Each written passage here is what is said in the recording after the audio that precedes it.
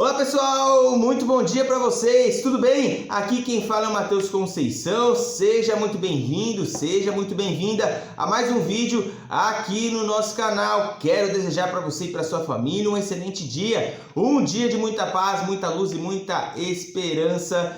Também venho nesse vídeo, nessa terça-feira, dia 23 de fevereiro, trazer as últimas atualizações a respeito da prorrogação do auxílio emergencial. Veja nesse vídeo o que disse o presidente do Senado Federal e do Congresso Nacional, Rodrigo Pacheco, a respeito da prorrogação do auxílio emergencial em uma coletiva concedida ontem. Está fresquinho esse vídeo para vocês, ontem no Senado Federal. Ele falou a respeito do número de parcelas, falou a respeito da aprovação do auxílio emergencial. Fique nesse vídeo que eu vou trazer todas as informações e detalhes para vocês. Mas antes eu conto muito com a sua ajuda e também com aquela força que vocês me dão todos os dias para que você curta esse vídeo. Se inscreva aqui embaixo no canal se você ainda não é inscrito ou se você ainda não é inscrito. Matheus, preciso pagar alguma coisa para me inscrever no seu canal? Não. Aqui embaixo tem um botão. Se ele estiver cinza, é porque você já é inscrito ou já é inscrita. Se ele estiver vermelhinho, é porque você ainda não é inscrito ou você ainda não é inscrito. O que precisa, né? O que eu preciso, Matheus, para me inscrever no seu canal? Ter uma conta no Gmail, é bem tranquilo. Você tem uma conta no Gmail, loga, você clica em inscrever-se. A partir desse momento, ativando o sininho, você recebe todas as notificações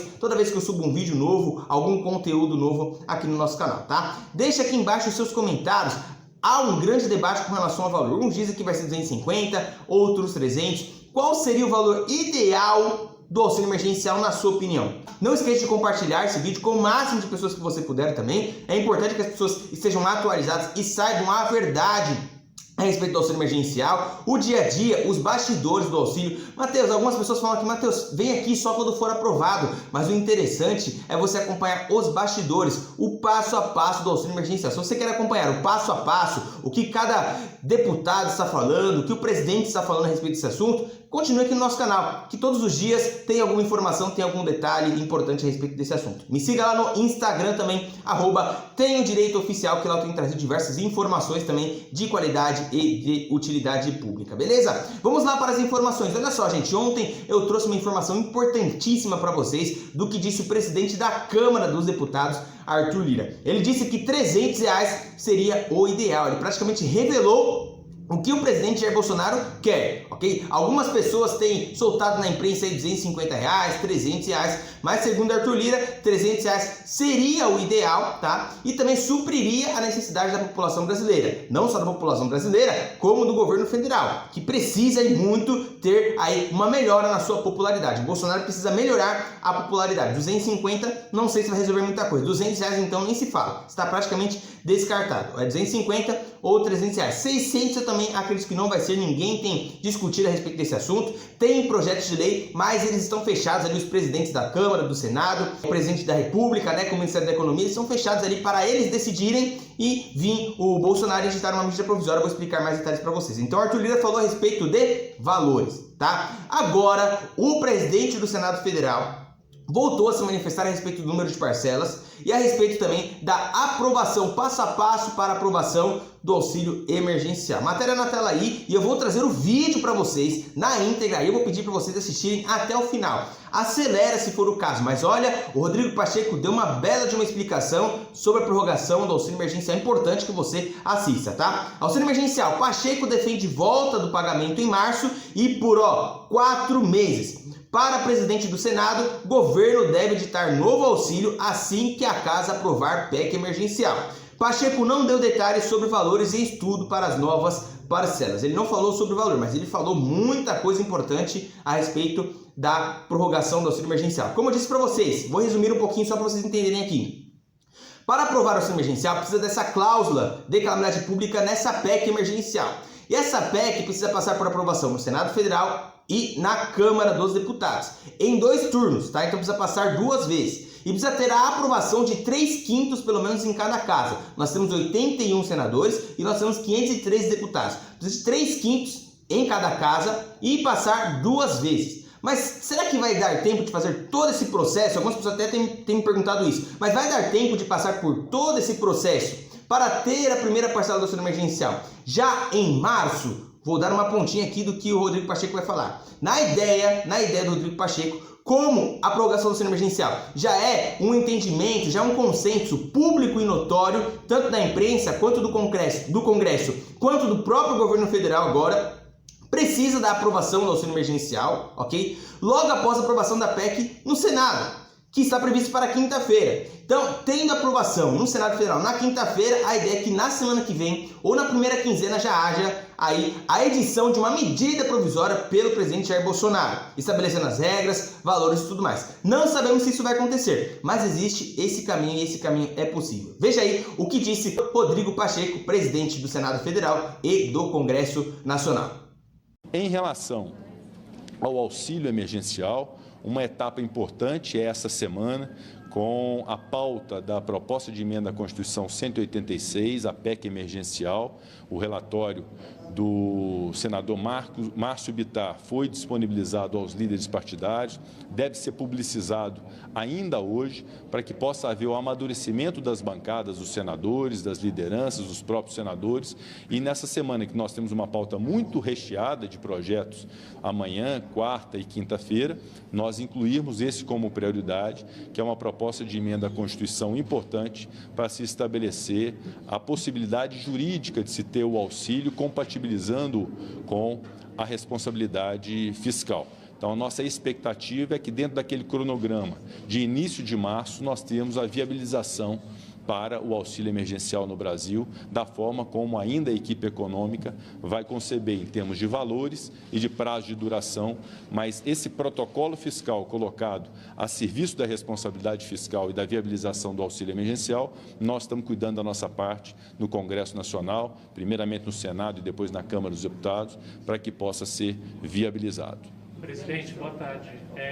No caso da PEC emergencial, uma questão que talvez seja uma das principais é a desvinculação de receitas da educação e da saúde. É um tema controverso, uma parte do Congresso defende, uma parte discorda, o governo aparentemente defende. Qual é a posição do presidente do Senado?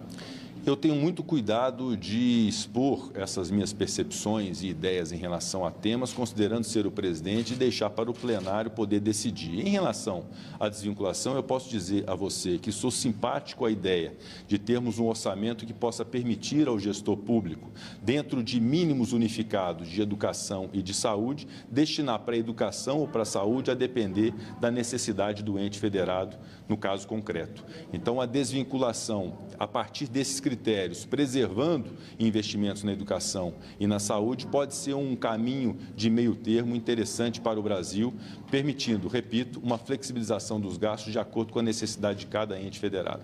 Presidente, ainda sobre o relatório do senador Bittar, ele dividiu a questão da calamidade com a questão do auxílio emergencial, ou seja, no relatório dele não precisa aprovar um estado de calamidade para que sejam feitos os pagamentos do auxílio emergencial através de créditos extraordinários.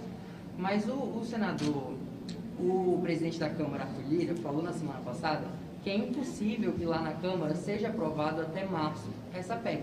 E ele falou que teria um meio termo de que poderia ser pago aprovando só no Senado. Eu queria entender como isso pode acontecer. Bom, primeiramente, eu queria, em relação a essa questão da PEC, preservar o momento, ou seja, primeiro é preciso que o senador Márcio Bittar torne público o seu parecer, formalize o seu parecer no sistema do Senado, para que a gente possa, então, comentar. Porque até agora ele pode, eventualmente, modificar algum item do seu parecer. Então, considerando essa pergunta que você me faz, é evidente que o auxílio emergencial é algo absolutamente necessário no Brasil. Isso já foi precificado pelo mercado, as pessoas já consideram que isso é uma realidade do país, nós vamos precisar implantá-lo. O que nós estamos fazendo no Congresso Nacional é fazendo uma contrapartida que não é uma condição exatamente, mas é uma contrapartida importante de demonstração do caráter de responsabilidade fiscal que o Congresso Nacional tem com o país. Reconhecemos a importância do auxílio, vamos implementar o auxílio juntamente com o governo federal, mas é preciso, por outro lado, termos esse protocolo fiscal para poder garantir a responsabilidade fiscal. E o mais importante dessa proposta de emenda à Constituição será realmente essa possibilidade, através dessa cláusula de calamidade pública, permitir que o auxílio emergencial seja implementado. Se eventualmente houver alguma dificuldade nisso, outras alternativas, como essa de crédito suplementar, pode acontecer. Agora, o que não pode haver é deixar de ter o auxílio emergencial no Brasil, porque é algo que toda a sociedade, toda a classe política, toda a imprensa já assimilou como absolutamente necessário no país. Nós vamos buscar a solução para que isso aconteça o mais brevemente possível. Ou seja, não precisa aprovar nenhum projeto para se pagar o auxílio emergencial?